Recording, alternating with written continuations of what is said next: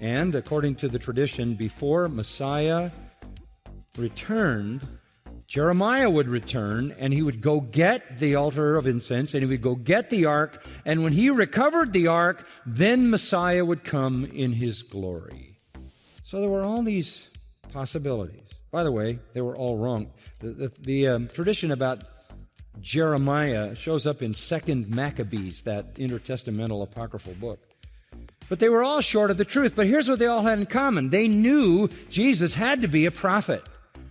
They knew he had to be from God. But they also were convinced that he could not be the Messiah. Not possible. Absolutely not possible.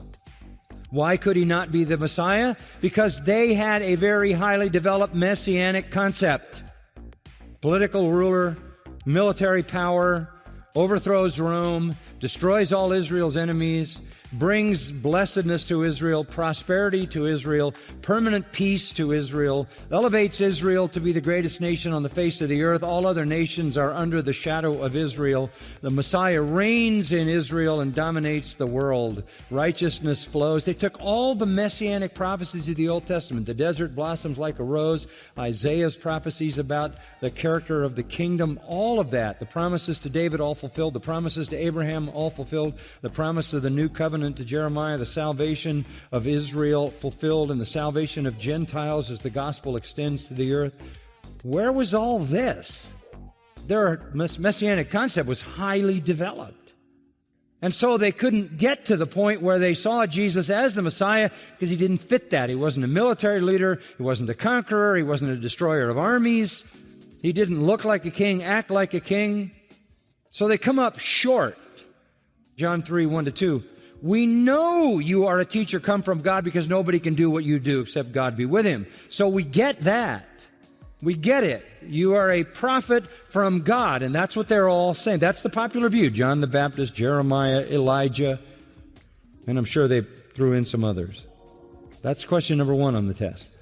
The second question, in verse 29, he continued by questioning them, but who do you say that I am? And by the way, that is the most important question that you will ever answer. That is the most important question that any human being will ever answer. Who is Jesus Christ? Everybody on this planet is accountable to God eternally for the answer to that question. Wrong answer means hell. Right answer means heaven. Common people have answers to that. Philosophers have answers, pseudo-scholars have answers, liberal theologians have answers, Muslims have answers to that, Jews have answers to that, secularists, atheists, humanists, religionists. Answers, however, that condemn them. Wrong answers. And then we're all exposed to the endless books on the search for the historical Jesus, articles that have been written, television seminars and series that have been portrayed as searching for the real Jesus. Whenever you see anybody searching for the real Jesus, you know it's a satanic operation. What it is a veiled attack on the Bible. It's not hard to find him if you read Matthew, Mark, Luke, and John. I haven't found it difficult at all. Not at all. In fact, the disciples, conclude exactly what John says the Gospels were written to prove. John 20:31, these things are written that you may believe that Jesus is the Christ, the Son of the living God. That's why the 4 Gospels are written, John 20:31. Comes at the end of the fourth Gospel. They're all written that you might believe that Jesus is the Christ, the Son of the living God. What is Peter's confession? According to Matthew's full presentation, you are the Christ, the Son of the living God. Peter confesses exactly what the Gospels are demonstrating. He doesn't have the Gospels, he's there. He lives it. So he comes to the conclusion that any good, faithful gospel reader has to come to. So don't give me any nonsense about your searching for the historical Jesus outside the Gospels. That is a pretext for trying to destroy the Scriptures, and that is Satan's game. So the question, who do you say that I am? Peter answered, he is now the established spokesman. And I'm sure they were talking about this all the time. I'm sure as they went around day after day, we're always talking about, is he not, who is he? But this is the first time the confession is made in Mark. You are the Christ. That's the second time the word Christ has been used in the Gospel of Mark. The first time is in 1:1, the beginning of the Gospel of Jesus Christ. We haven't heard that word in 8 chapters. Christos, Hebrew equivalent for anointed. Christos is not a name. Jesus is his name. You should call his name Jesus. The name above every name given to him after the resurrection is Lord. Jesus is his name. Lord is his ultimate title. What is Christ? That is the word for anointed that defines his work. He is God's promised king, prophet, priest. In fact, if you read Luke, the full statement of Peter, you are the Christ of God. If you read Matthew, you are the Christ, the Son of the living God. I don't think Peter said one thing. I think he repeated it several ways in the conversation. They got it right. You're the Christ, the Son of the living God, according to Matthew 16.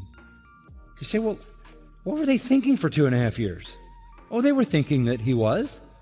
They were thinking he was God, Son of God. They were thinking he was the Messiah. Of course they were. In fact, they were mostly convinced that he was. Why else would they turn their backs on Judaism, right? Why else would they walk away from the darkness? Why else would they follow Jesus to this extent? By the way, many of his disciples had long since departed, right? John 6. They didn't walk with him anymore. He said things that scared them away. But they're still here. Do they believe that he is the Son of God? They said it on the lake when he walked on the water. Truly you're the Son of God. Do they believe he's the Messiah? They have to some degree believed it all along. But through the years, they struggle with that. So you can understand that they're fluctuating between fear and doubt. And it's not so much that they don't accept that he's the Son of God, the Messiah. It's really not deniable. It's just that they can't take full ownership of it because it doesn't look the way they think it should look. But here at last, the truth of his deity and messiahship is settled. And though they continue to have doubts and fears about the plan, they don't have doubts and fears about the person anymore. Okay? They settle that here.